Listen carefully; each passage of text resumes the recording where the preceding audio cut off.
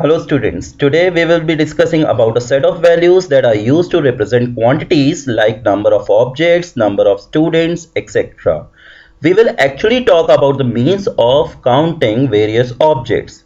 So topic of the day is number system. So in this module we are going to talk about the various types of number system. Now, earlier the people used to count the objects using their fingers, stones, pebbles, sticks, etc. But these methods were not appropriate. So to overcome these inadequate methods, a certain number of systems were introduced and they were called number systems. So in this chapter, we are going to discuss the following number systems.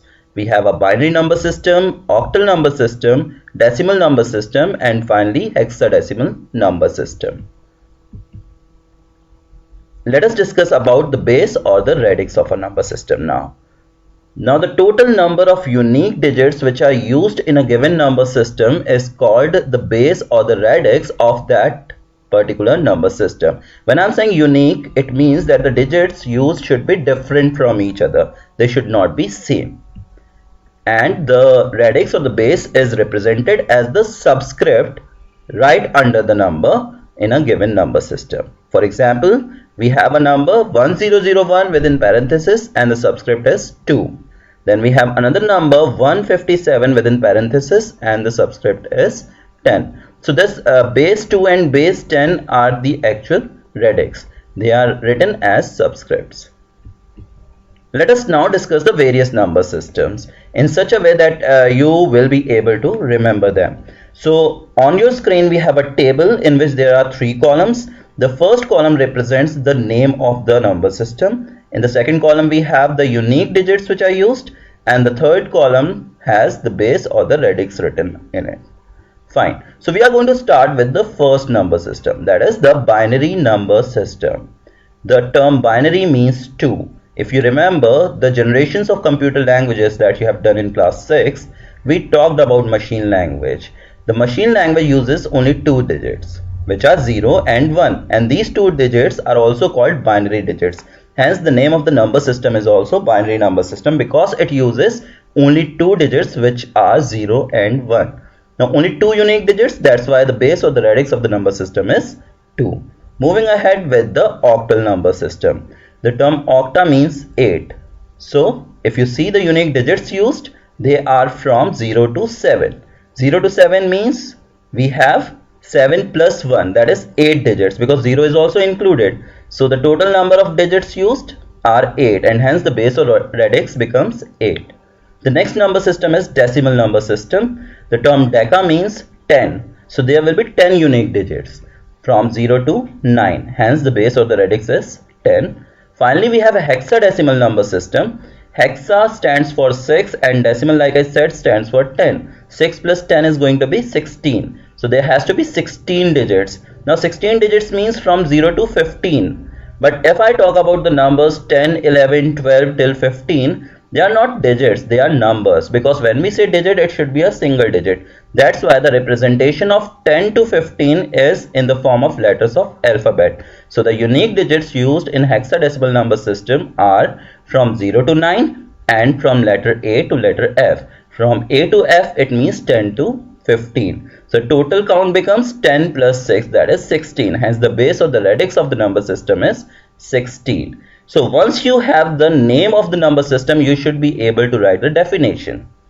If you're wondering how, let me give you one example. If the question is that define decimal number system, so my answer would be decimal number system is a number system which uses 10 unique digits, that is from 0 to 9, and its base or radix is 10. Similarly, if the question is define hexadecimal number system, my answer would be it is the number system which uses 16 unique digits, that is from 0 to 9 and from A to F. The base or the radix of this number system is 16. Similarly for the other number systems. So if you are able to remember this table, it becomes very easy for you to write the differences between the various number systems. At the same time, you will be able to easily define them. Let us proceed further now. In our day-to-day life, if we are counting money, we are keeping a record of the marks, or we are doing any other sort of counting, we make use of the digits from 0 to 9. That proves that the most commonly used number system is the decimal number system, because it uses 10 unique digits from 0 to 9. So if the question is name the most commonly used number system, your answer would be the decimal number system.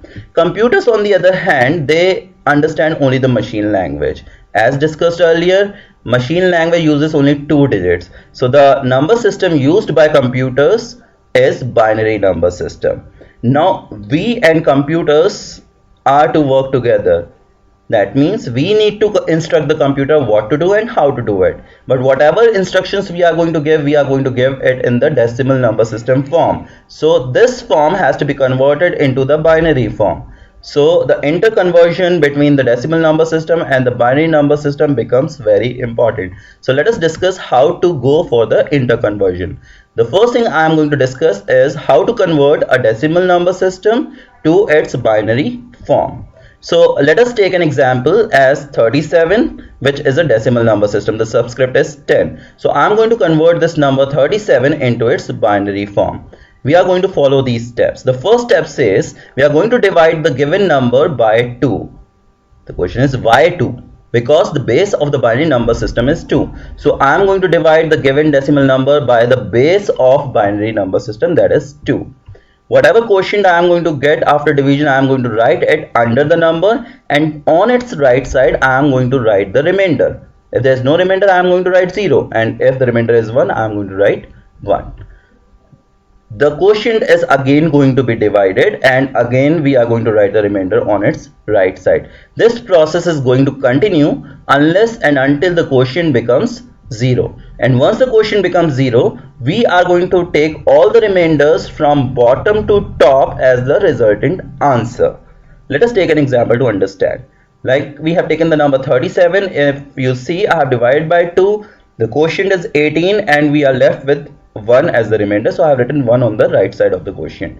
Again, I have divided 18 because it was the resultant quotient, and this time the quotient is 9, which I have written under 18, and the remainder becomes 0, so 0 is written towards its right. Similarly, 2 into 4 is 8, 1 is the remainder, 2 into 2 is 4, 0 is the remainder, 2 into 1 is 2, 0 is the remainder, and finally 2 into 0 is 0 and the remainder is 1. So our quotient becomes 0 finally, and the remainders from bottom to top will be written as the resultant answer. So therefore, 37 with the base 10 is actually equal to 100,101 with the base 2. So we have converted the decimal number 37 into its binary equivalent, which comes equal to 100,101.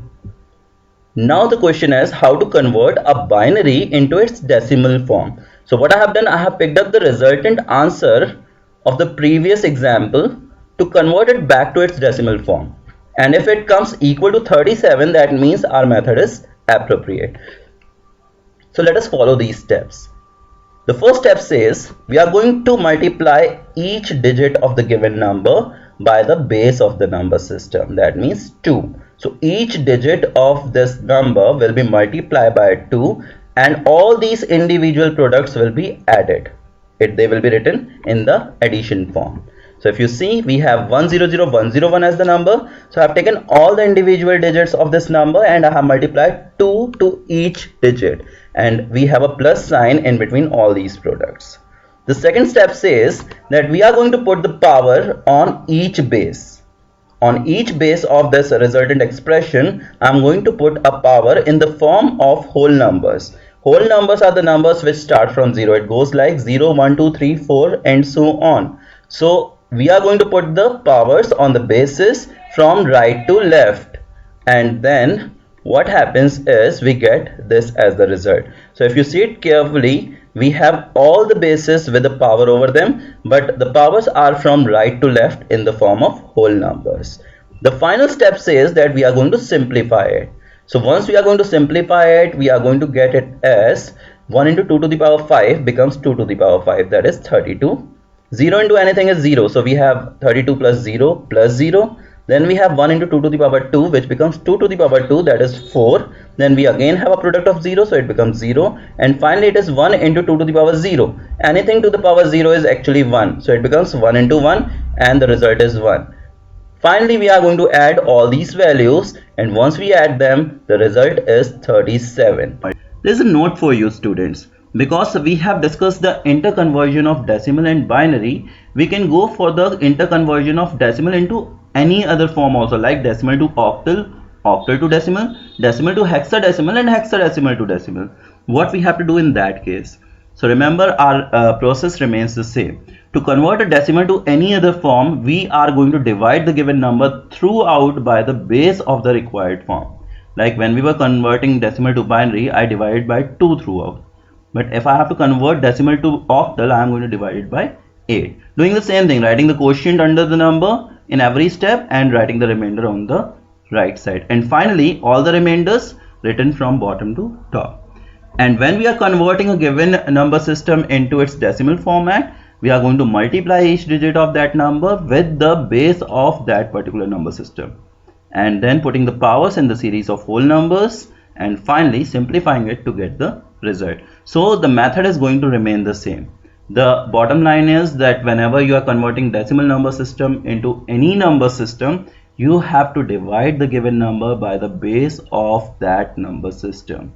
And whenever you are converting a number system into its decimal form, you have to multiply each digit by the base of the number system. And finally, you are going to put the powers in the series of whole numbers from right to left and then simplify it to get the result. So this is how the conversion happens. Now, after this explanation, I am proceeding forward with the assignment for the week. So again, the question answers are given. You have to complete these question answers in the same fair notebook in which you have done your chapter number 1. And I hope you have already completed the question answers of chapter 1. The first question is, explain number system and name its commonly used types. So the answer is very well there in the explanation. A number system is a set of values that are used to represent quantities like number of objects, number of students, etc. Actually, it is a mean to count. In order to count, we need number systems. And the commonly used number systems are binary number system, octal number system, decimal number system, and hexadecimal number system. So this becomes the answer for question number 1. Moving ahead with the second question, which says briefly explain the octal number system. If you remember the table which I have discussed in the explanation, the answer is very much there. An octal number system is a number system which uses 8 unique digits, that is from 0 to 7, and therefore its base or radix is 8.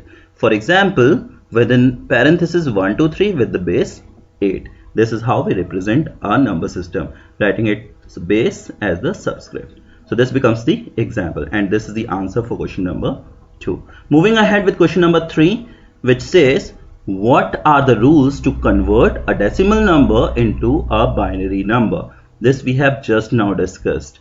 So the rules means the steps in order to convert a decimal to binary. What we are going to do, there are in total 5 steps. First, we are going to divide the given number by 2.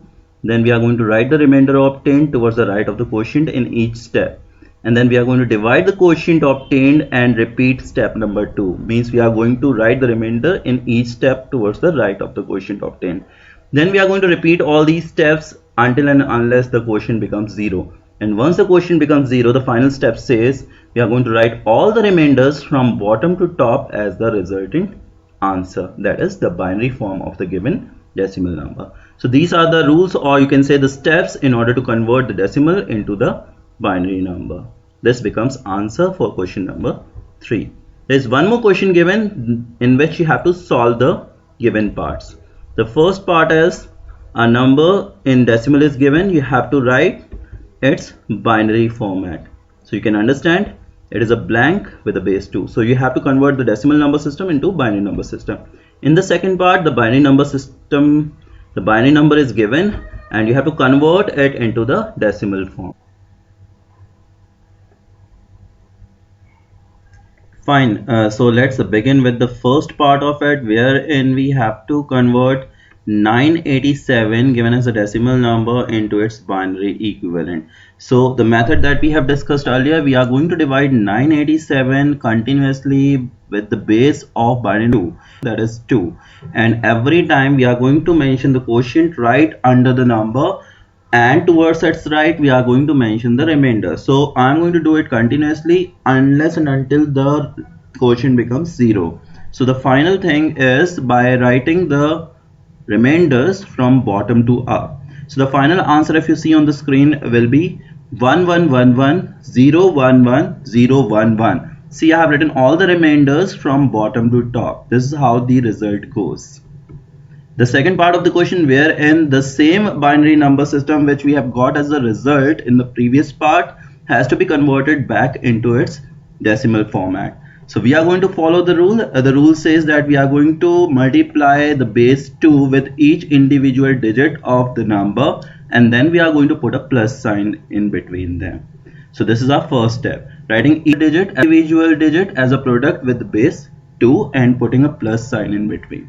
The second step says that we are going to put the powers in the form of whole numbers from the rightmost base to the leftmost base.